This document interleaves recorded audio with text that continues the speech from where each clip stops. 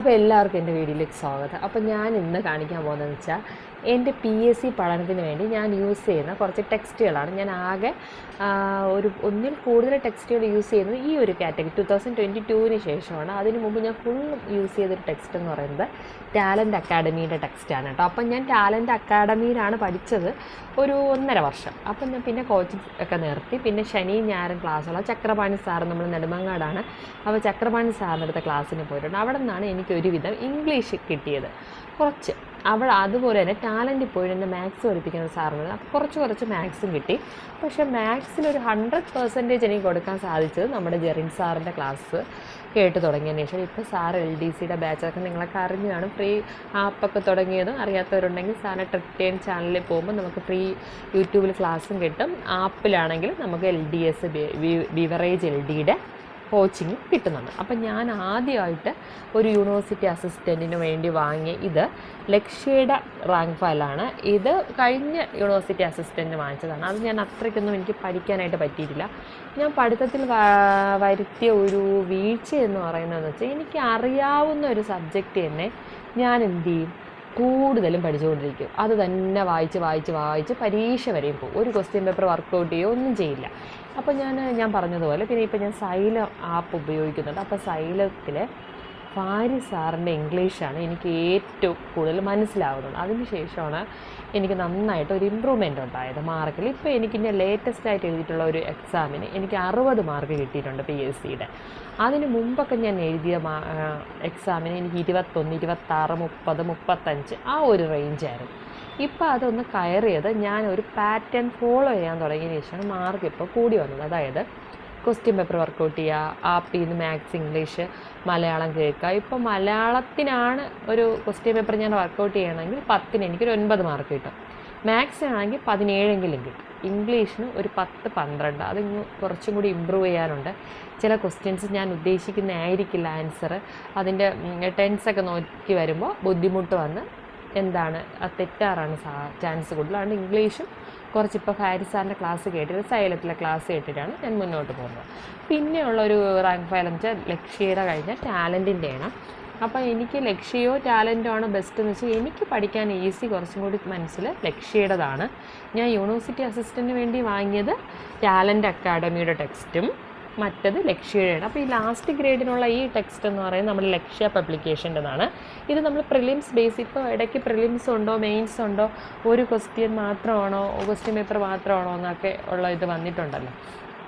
അപ്പം നമുക്ക് പ്രിലിംസും മെയിൻസും ഇപ്പം വരുന്നതിന് മുമ്പ് ഞാൻ എക്സാം എഴുതിയിട്ടുണ്ട് കേട്ടോ. ഈ പ്രിലിംസ് മെയിൻസ് കാറ്റഗറിയിലേക്ക് വരുന്നതിന് മുമ്പ് ഒരു എക്സാം ഉണ്ടായിരുന്നല്ലോ.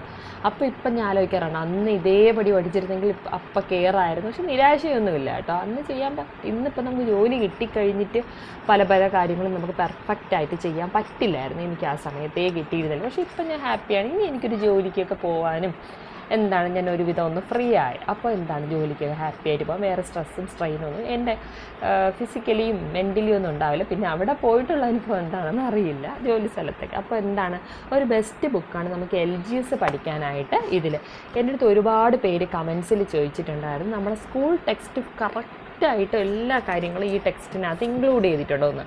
അങ്ങനെ ഒരു റാങ്ക് ഫയൽ ഫുള്ളായിട്ട് ഇറക്കില്ലല്ലോ. നമ്മുടെ ലക്ഷ്യം തന്നെ ഓരോ ക്ലാസ് വൈസ് ഇറക്കിയിട്ടുണ്ടല്ലോ ടെക്സ്റ്റ്. അങ്ങനെയുള്ള ടെക്സ്റ്റ് വാങ്ങിച്ചാൽ അതിലെ കണ്ടൻറ്റ് മെയിൻ പോയിൻറ്റ്സും ഒക്കെ എഴുതി കിട്ടാറുണ്ട്. ഈ റാങ്ക് ഫയലിൽ അങ്ങനെ കൊടുത്തിട്ടില്ല. പിന്നെ എനിക്ക് അങ്ങനെ പഠിക്കാൻ വേണ്ടി ബാക്ക് ടു സ്കൂൾ എന്നൊരു 499 രൂപയ്ക്കോ നമ്മൾ റോഷൻ സാറിൻ്റെ ഓൾ ഇൻ വൺ PSCയിൽ ജോയിൻ ചെയ്തിട്ടുണ്ട്. അതുകൊണ്ട് 8ാം class, 9ാം class, 10ാം class, 5ാം class, 6ാം class അങ്ങനെ കാറ്റഗറി ചെയ്തിട്ട് എനിക്ക് ഫിസിക്സ്, കെമിസ്ട്രി, സോഷ്യൽ സയൻസ് അങ്ങനെയുള്ള എല്ലാ ക്ലാസ്സും കിട്ടിയിട്ടുണ്ട്. ഞാൻ മാക്സിമം ഫോളോ ചെയ്യാറുണ്ട്. ഒരുപാട് പെൻഡിങ്ങും ഉണ്ട്. എന്നാലും ഞാൻ സൈലത്തിൽ മാത്സ്, ഇംഗ്ലീഷ്, മലയാളം, അതിന് മലയാളത്തിൽ ഞാൻ ഫുൾ ക്ലാസ്സും കേട്ട് നോട്ടും എഴുതിയിട്ടുണ്ട്. അപ്പോൾ ഇനി ഒരു എക്സാം നമ്മൾ പ്രിപ്പയർ ചെയ്യുന്ന സമയത്ത് ഈ നോട്ട് എനിക്ക് മതിയാവും.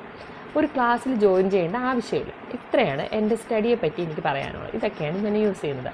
ടെക്സ്റ്റുകളെ പറ്റിയും ഇത്രയാണ് ഞാൻ ചെയ്യുന്നത്. പിന്നെ ക്വസ്റ്റ്യൻ പേപ്പർ വർക്ക് കിട്ടുന്നത് ഞാൻ പ്രിൻ്ററുണ്ട് എനിക്ക്. അപ്പോൾ ഞാൻ പ്രിൻ്റ് എടുത്താണ് ക്വസ്റ്റ്യൻ പേപ്പർ വർക്കൗട്ട് ചെയ്യുന്നത്. പിന്നെ ആദ്യം എനിക്ക് ഏറ്റവും പാടുള്ള വിഷയം ഏതെന്ന് ചോദിച്ചാൽ തീർച്ചയായിട്ടും അത് മാത്സ് ആയിരുന്നു. അപ്പം മാത്സിന് എങ്ങനെയെങ്കിലും മാത്സും ഇംഗ്ലീഷും മലയാളം ഞാൻ അറ്റൻഡ് ചെയ്യാറേ ഇല്ലായിരുന്നു കേട്ടോ ആദ്യം. പിന്നെ ഞാൻ മാത്സിൽ ജെറിൻ സാറിൻ്റെ നോട്ട്സ് ഓരോ ബുക്കിൽ ബുക്ക് 1, ബുക്ക് 2, ബുക്ക് 3, ബുക്ക് 4 അങ്ങനെ ഒരു 6 ബുക്ക് തന്നെ എനിക്കുണ്ട്. ജെറിൻ സാറിൻ്റെ മാത്സ് നോട്ട് മാത്രം. പിന്നെ ആദ്യമൊക്കെ എത്ര മണിക്കൂർ പഠിക്കും എന്നുള്ള ചോദ്യത്തിന് ഒരു ഉത്തരം പറയുകയാണെങ്കിൽ ഞാൻ ചില ദിവസങ്ങളിൽ 5-6 മണിക്കകത്ത് എഴുന്നേൽക്കാറുണ്ട്. അതിന് 1 മണിക്കൂർ മാത്രമേ എനിക്ക് അതിരാവിലെ പഠിക്കാൻ പറ്റുള്ളൂ. 1 മണിക്കൂർ അത് ഒരുവിധം നന്നായിട്ട് ആ 1 മണിക്കൂർ യൂസ് ചെയ്യാൻ പറ്റും. അതിന് ശേഷം എന്ന് പറഞ്ഞാൽ ഒരു 9 മണിക്ക് ശേഷം ആണ് അടുത്ത് ഫ്രീ ആവുന്നത് രാവിലെ. ആ 9 മണി മുതൽ ഒരു 3 മണി വരെ ഞാൻ ഫ്രീ ആണ്. ആ സമയത്ത് പഠിക്കാൻ പറ്റും. അത് തന്നെ ഞാൻ ഏകദേശം ഒരു 3 മണിക്കൂർ യൂസ് ചെയ്യാറുണ്ട്. അങ്ങനെ ആ സമയമാകുമ്പോൾ 4 മണിക്കൂറായി. രാത്രിയത്തെ കാര്യം എന്ന് പറഞ്ഞാൽ ചിലപ്പോൾ ഞാൻ ഇരിക്കും, ചിലപ്പോൾ ഇരിക്കാറില്ല പഠിക്കാനായിട്ട്. കാരണം ചിലപ്പോൾ എനിക്ക് തലവേദന കണ്ണിന് സ്ട്രെയിൻ കൊടുത്താൽ എനിക്ക് തലവേദനയുടെ പ്രശ്നമുള്ള ഒരാളായതുകൊണ്ട് ഞാൻ അത്രയും സ്ട്രെയിൻ ചെയ്ത് പഠിക്കാറില്ല. എനിക്ക് എപ്പോൾ പറ്റുമോ അപ്പം നിർത്തും. ചിലപ്പോൾ 1 മണിക്കൂർ മാത്രം പഠിച്ച ദിവസങ്ങളുണ്ട്, പഠിക്കാതെ പോയ ദിവസങ്ങളുണ്ട്. അപ്പോൾ ഓവർ സ്ട്രെയിൻ എടുത്ത് പഠിക്കുന്ന ഒരാളല്ല ഞാൻ. അപ്പോൾ മാക്സിമം എന്നെക്കൊണ്ട് പറ്റുന്ന തരത്തിൽ എഴുതി. ഇപ്പോൾ ഏറ്റവും കൂടുതൽ ചെയ്യാറുള്ളതെന്ന് വെച്ചാൽ നോട്ട് എഴുതി പഠിക്കുക. ആ ഒരു പാറ്റേണിലോട്ട് ഞാൻ വന്നിട്ടേ ഇല്ലായിരുന്നു മുമ്പ്. കാരണം ഒരു റാങ്ക് ഫയൽ വാങ്ങി അത് തന്നെ വായിച്ചുകൊണ്ടിരിക്കും. അപ്പം നമ്മൾ ഒരു റാങ്ക് ഫയൽ വായിക്കുന്നവരടുത്ത് എനിക്ക് പറയുന്നത് നമ്മൾ ചില പോയിൻറ്റ്സ് ചിലപ്പോൾ റാങ്ക് ഫയലിൽ മിസ്റ്റേക്കൊക്കെ വരാം.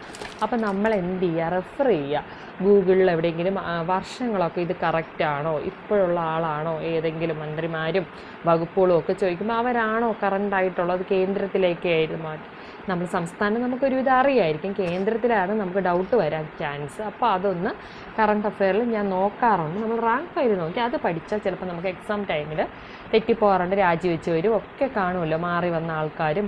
ആ ടൈമിൽ അത് നന്നായിട്ട് നോക്കിയിട്ടാണ് ഞാൻ പോകാറുള്ളത്. എനിക്ക് ലക്ഷ്യയുടെ റാങ്ക് ഫയലിന് മുമ്പ് ഞാൻ ആസ്ഥ അക്കാഡമിയിൽ LGSന് വേണ്ടി വാങ്ങിയിട്ടുണ്ടായിരുന്നു. ആ ബുക്കെന്ന് പറയുന്നത് ഞാൻ ഫുള്ളും പഠിച്ച് തീർത്തൊരു ബുക്കാണ്.